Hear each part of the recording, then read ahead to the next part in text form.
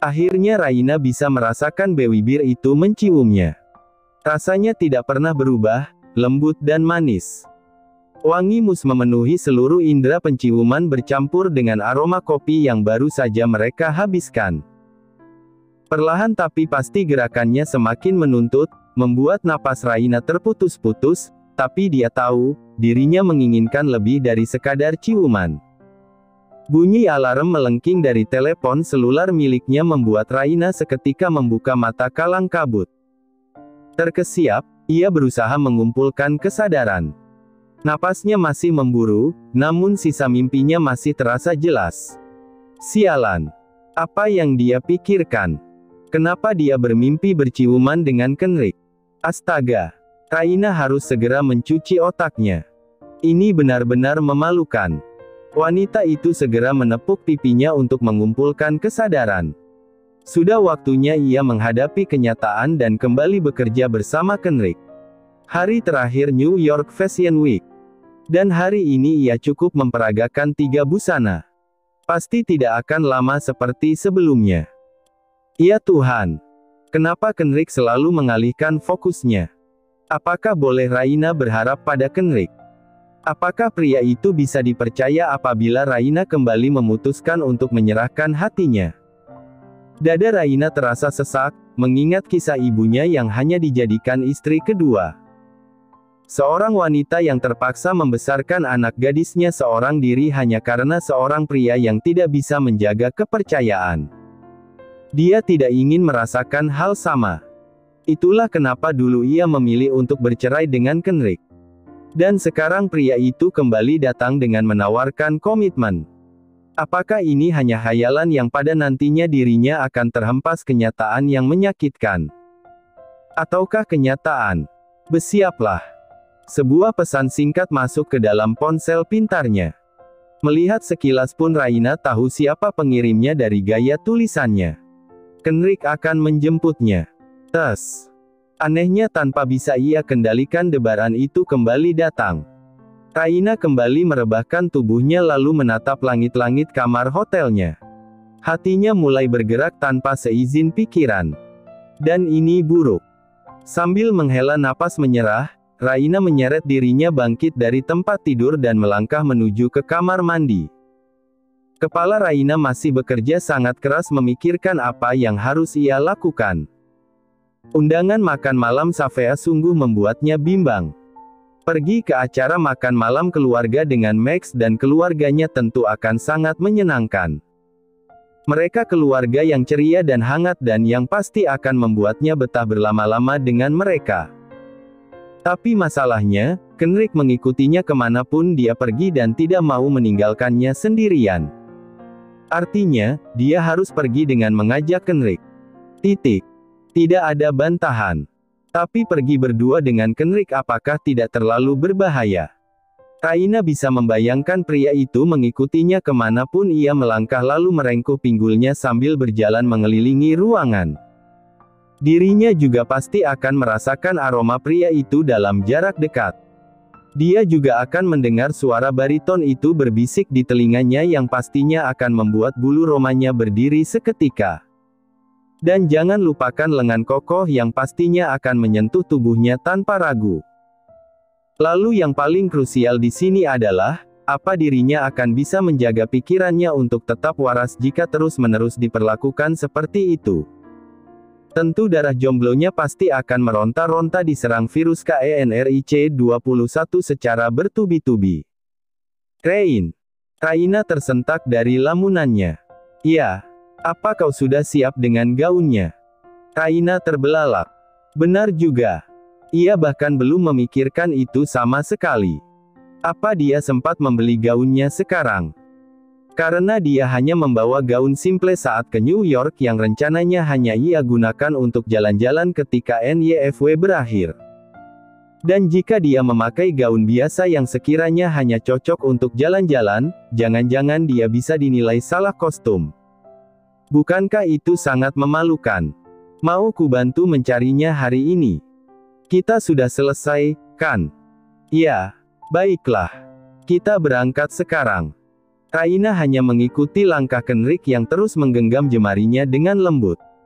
Pria itu begitu tenang dan seolah tak memedulikan perasaannya yang gugup luar dalam. Pria itu hanya berjalan dalam diam, membukakan pintu mobil, lalu menutupnya kembali sebelum akhirnya melajukan mobilnya ke butik paling mewah di New York. "Kau pasti akan menyukainya, Rain," ucap Kenrick, setelah memarkirkan mobilnya di depan sebuah butik, yang memiliki ukuran cukup besar dan terlihat begitu elegan. Dress-dress cantik terpasang pada patung porselen dengan tinggi menjulang, yang ada di dalam butik itu. Raina menatap sekelilingnya dan mencoba untuk mengendalikan mulutnya, agar tidak terbuka terlalu lebar. Sebagai wanita yang tumbuh besar di desa kecil, ia nyaris tidak pernah melihat dress-dress indah itu, kecuali pada iklan yang muncul dalam televisi dan majalah. Dress dengan merek terkenal dan harga yang fantastis, membuat wanita itu menelan ludahnya dengan susah payah. Meskipun sekarang Raina sudah memiliki perusahaan dari pemberian Kenrick yang lumayan berkembang, tetapi ia tetap merasa sayang, jika mengeluarkan uang ratusan juta, hanya untuk satu potong pakaian. Sementara itu, di luar sana, masih banyak orang yang membutuhkan. Baru saja Kenrick hendak mendorong pintu butik untuk Raina, tetapi segera ia mengurungkannya, ketika seorang pramuniaga melakukan hal yang sama. "Selamat siang. Selamat datang Meregan. Gaun yang Anda inginkan sudah siap." "Terima kasih." "Gaun." Kenrick memesan gaun. Apa pria itu sudah tahu, bahwa dirinya akan mengajaknya pergi menghadiri makan malam bersama dengan keluarga Max sebelumnya? Gaun seperti apa yang Kenrick tentukan? Berapa harganya? Siapa yang akan membayar? Tampaknya, pertanyaan terakhir yang muncul dalam benak Raina adalah pertanyaan paling penting dalam otaknya. Mereka berjalan dengan perlahan, kemudian sang pramuniaga membawa mereka menuju area ruangan yang lebih besar dari sebelumnya. Tepat di tengah ruangan, yang berada dekat dengan ruang ganti, ada sebuah gaun yang sangat indah, yang terpasang dalam manekin yang cukup tinggi. "Ini gaun pesanan Anda, Meregan." Pramuniaga itu mempersilahkan mereka berdua untuk melihat-lihat. Sepintas, Raina bisa merasakan tatapan iri dari banyak mata yang menghujam ke arahnya. Tentu saja, ada saja orang yang iri kepadanya, karena datang dengan diantar oleh seorang pengusaha muda, tampan dan juga terkenal seantero Amerika. Orang-orang pasti akan mengira, bahwa mereka adalah dua sejoli yang sedang memadu kasih penuh dengan kemesraan dan dengan cinta yang melimpah. Namun, bukan hal itu yang harus Raina pikirkan sekarang, melainkan gaun yang ada di hadapannya saat ini. Kenapa gaun itu begitu terbuka? Pikirnya. Belahan dadanya membentuk huruf V yang sangat rendah, bagian bahunya bahkan hanya ditahan oleh tali tipis, yang terlihat sangat lentur. Bagian punggungnya juga terbuka lebar hingga ke pinggang. Raina bahkan sudah membayangkan tangan Kenrick yang bergerak naik turun pada punggungnya, kemudian membuat debaran-debaran dalam dadanya yang terasa menyiksa. "Kau menyukainya?" tanya Kenrick, sembari berbisik pada telinga Raina. "Tidak," jawab Raina langsung, sembari menggigit bibir bawahnya. Ia hanya takut, bagaimana jika Kenrick merengkuh pinggulnya. Sentuhan tanpa batas, yang akan langsung menyentuh kulit punggungnya. Apa dirinya masih bisa sadar dan menjaga dirinya, meski sekujur tubuhnya mendapatkan sentuhan dari pria itu yang lebih intim lagi? Pikirnya. "Boleh aku memilih gaun yang lain?" "Terserah kau saja," jawab Kenrick, sembari mendudukkan diri di sofa, yang tidak jauh dari Raina berdiri. Pria itu menggerak-gerakkan jemari tangannya pada lengan sofa, sembari menyenderkan punggungnya pada sandaran sofa. Ia sudah selesai berganti pakaian dan merapikan penampilannya, dengan mengenakan tuxedo berwarna hitam, yang membuatnya terlihat lebih tampan berkali-kali lipat. Ditambah kemeja berwarna putih, vest dan dasi berwarna senada, yang membuatnya semakin gagah. Tidak sia-sia rasanya ia memiliki hubungan dengan butik ternama dan make-up artis papan atas, jadi semua keinginannya bisa disediakan dalam waktu cepat. Berulang kali Kenrick terdengar menghela napasnya dengan perasaan gelisah. Entah apa yang ia pikirkan sekarang, tetapi ia selalu melirik ke arah jam tangan yang melingkari pergelangan tangannya. Ia tahu bahwa mereka akan terlambat dan Kenrick merutuki kekeras-kepalaan yang dimiliki oleh Raina, yang menolak untuk mengenakan gaun yang sudah lama ia pesan. Bukan untuk acara Max sebenarnya, tetapi pria itu akan mengajak istrinya untuk makan malam romantis di sebuah tempat romantis juga. Jika Dewi Keberuntungan sedang berpihak kepadanya, Kenrick akan mencoba untuk melamar Raina kembali. Kenrick terlihat menelan ludahnya. Padahal pria itu yakin bahwa Raina pasti akan tampak semakin seksi jika mengenakan gaun yang pilihannya. Gaun itu akan menonjolkan lekuk tubuhnya yang berisi. Sial. Mengapa akhir-akhir ini tubuhnya selalu cepat tersulut gairah, hanya karena Raina? Pikir Kenrick. Bahkan beberapa hari ini, mimpi-mimpinya selalu dipenuhi oleh Raina, Raina dan Raina.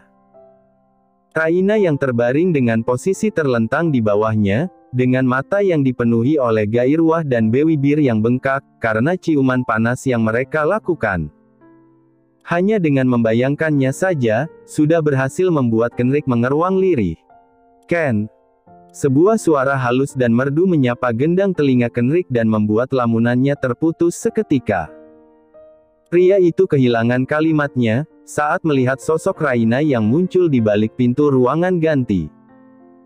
Rambut hitamnya tersanggul dengan elegan dan pulasan make up natural pada wajahnya, semakin menonjolkan kecantikan yang wanita itu miliki. Raina malam ini benar-benar tampak sempurna, hingga Kenrick kehilangan napasnya. Bahkan ketika pandangannya turun, leher jenjang wanita itu tidak terhalang apapun.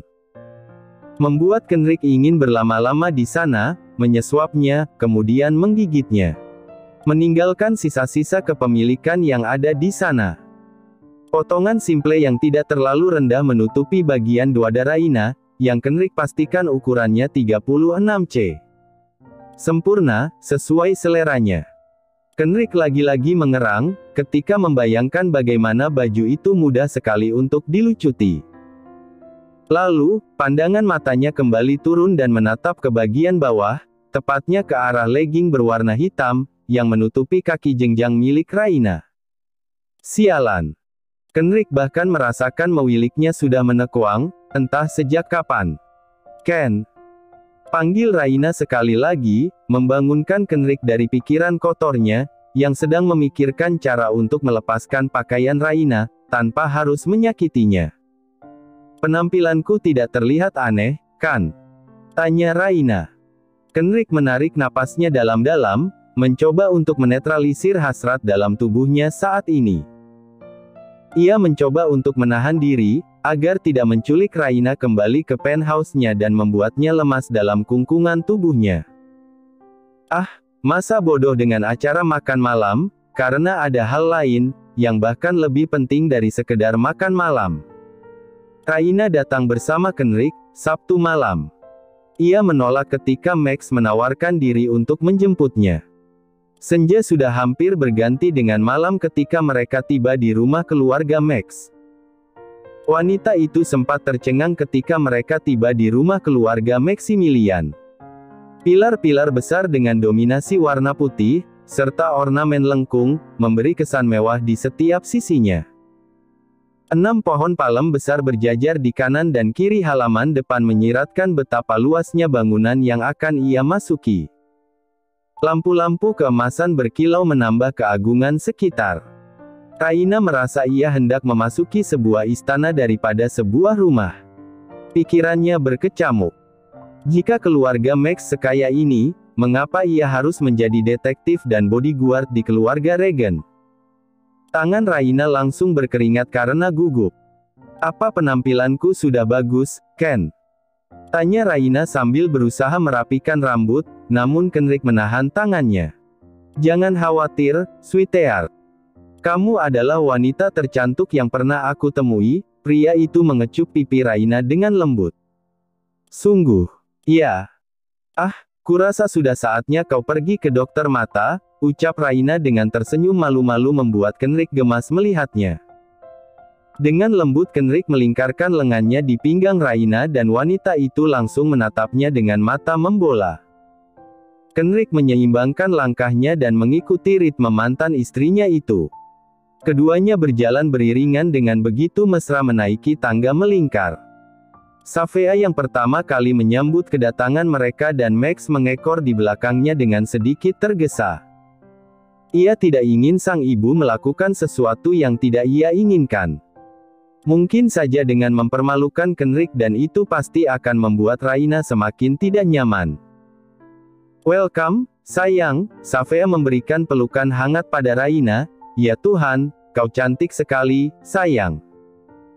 Senyum ramah tak lekang menghias wajahnya yang masih terlihat rupawan pada usianya di penghujung 50-an. "Terima kasih banyak, Safea." "Sama-sama, sayang," ucap Safea ramah. Sepintas diliriknya Kenrik dengan tatapan tak senang. Safea sudah mengenal pria itu, tentu saja.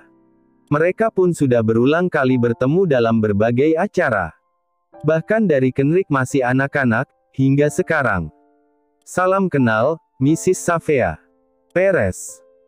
Aku mengikuti marga orang tuaku karena suamiku sudah lama meninggal dunia dan aku tidak menikah lagi," ucap Safea sambil membalas uluran tangan Kenrik dengan setengah hati. "Selamat datang, Raina." "Selamat datang juga untukmu Kenrik," ucap Max yang lalu berdiri di antara ibunya dan Kenrik. Ia tidak mau mengganggu hubungan orang lain, apalagi hubungan saudara sendiri. Namun nada bicara pria itu hanya terdengar datar tanpa intonasi yang berarti. "Masuklah. Ayo kita mulai makan malamnya." Safea hanya tersenyum pada Raina dan terus mengabaikan Kenrik. Meski dalam hati Kenrik merasa sangat jengkel dengan perlakuan Safea terhadapnya, tapi untunglah pria itu mampu menjaga ekspresinya dengan tenang. Tidak perlu memiliki IQ yang jenius untuk membaca bahwa Safea tidak menyukai kehadirannya dan menginginkan Raina menjadi menantunya. Namun Kenrik tidak akan kalah dan irinya juga tidak akan menyerah. Ia yakin hati Raina untuknya dan pasti akan dijaganya sampai mati. Raina memasuki ruangan bersama dengan Safea, yang selalu menggandeng tangannya dengan lembut. Sepasang netra milik wanita itu menatap kagum desain dalam rumah yang ia masuki sekarang, yang terlihat benar-benar indah dan mencengangkan. Sebuah lampu gantung yang terbuat dari kristal, yang sangat besar dan indah, tergantung di langit-langit ruangan yang begitu tinggi. Lalu, Raina dan Safea berjalan beriringan menuju ke ruang makan dan Raina yakin, bahwa dirinya bisa tersesat, jika Safea tidak mengarahkan langkahnya. "Kita sampai," seru Safea dengan riang, ketika mereka telah tiba di ruang makan. Lagi-lagi Raina merasa kagum dengan desain dan luas ruang makan itu, yang memiliki luas seperti seukuran rumahnya di kampung, sewaktu ia masih tinggal bersama dengan ibunya dulu. Tampak meja yang terbuat dari pualam berwarna coklat, dengan tepian yang berbentuk melingkar dan dihias dengan ukiran yang terlihat begitu elegan. Lalu, beberapa kursi tanpa pegangan, tetapi dengan sandaran, yang melengkung dan berderet menghadap ke arah meja, yang terlihat begitu nyaman. Ada sebuah jendela besar yang berjajar di salah satu tepi ruangan, yang menambah keindahan dalam ruangan itu. Raina mendudukkan diri di atas salah satu kursi, sementara Kenrik mendudukkan diri di sebelahnya. Safea berada di seberang Raina, sementara Max duduk berhadapan dengan Kenrik. Tidak ada satu orang pun yang duduk di ujung kursi, yang biasanya ditempati oleh seorang kepala keluarga. "Makan yang banyak, sayang. Aku khusus memasakkan semua ini untukmu," ucap Safea sambil mengambilkan irisan daging kalkun yang sangat empuk dan dipanggang dengan kematangan sempurna. Makan malam yang terlihat begitu mewah dan dengan hidangan yang terasa begitu lezat. Ayam kalkun panggang yang berwarna kuning kecoklatan, dengan kematangan yang sempurna dan harum yang begitu semerbak, kemudian salad sayur-sayuran dan buah-buahan, serta masih banyak lagi menu makanan lain, yang benar-benar menggugah selera bagi siapapun yang ada di sana. Ditambah lagi dengan peralatan makan yang begitu indah, yang tertata rapi dengan begitu indahnya. Raina merasa harus mengusap perutnya berkali-kali karena Safea terus saja menawarkan aneka makanan kepadanya. Max cenderung hanya diam di mejanya dan sesekali berusaha tersenyum walaupun dengan susah payah. Pria itu tampak tak ingin terlalu banyak bicara. Lagi pula Safea sudah menggantikannya menjadi tuan rumah yang baik. Jadi ibumu sekarang sudah tidak lagi di New York. Safea kembali mengorek keterangan tentang Raina sembari menyesap minumannya dengan santai. Tidak, Safea.